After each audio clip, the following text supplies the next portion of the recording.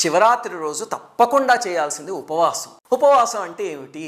దానికి 2 అర్థాలు ఉన్నాయి. ఒకటేమో మనం అస్తమాను వాడుకునే అర్థం, మనకు అందరికీ తెలుసు ఏమిటంటే అన్నం మానేయడం. ఒక రకంగా ఏదైనా తినడం మానేసి ఉపవాసం చేయడం మంచిది. ఎందుకంటే మీరు సైంటిఫిక్గా చూస్తే కనుక శరీరంలో కొవ్వు ఇలాంటివి ఉంటాయి కదా, అవి కొన్ని కరుగుతాయి, దానివల్ల ఆరోగ్యం బాగుపడుతుంది. అలాగే విపరీతంగా తినేస్తే నిద్ర వస్తుంది తప్ప భగవంతుడి మీద మనస్సు నిలవదు. అందుకని ఉపవాసం అనే దాన్ని మన ప్రతి పండక్కి మన ఋషులు లింక్ చేసి పెట్టారు. కానీ గుర్తుపెట్టుకోండి, అలా మానేసేసి మధ్య బీపీలు షుగర్లు ఉన్న వాళ్ళందరూ కటిక ఉపవాసం చేద్దామని పట్టుదలతో కూర్చుని పక్క రోజు వెళ్ళి హాస్పిటల్లో చేరుతున్నారు, సెలైన్లు పెట్టించుకుంటున్నారు. అలాంటివి ఎంతమందిని చూశానో.